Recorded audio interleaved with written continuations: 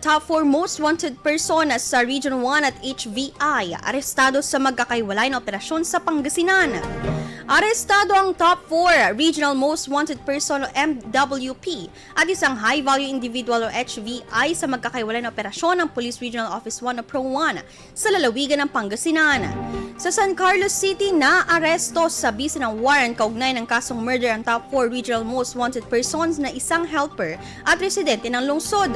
Samantala sa Lingayen, matagumpay ring naisagawa ang bypass operation ng mga otoridad sa operasyon na aresto ang isang lalaking itinuturing na high-value individual at ang kanyang babaeng kasama na kapwa-residente ng Binmalay, Pangasinan.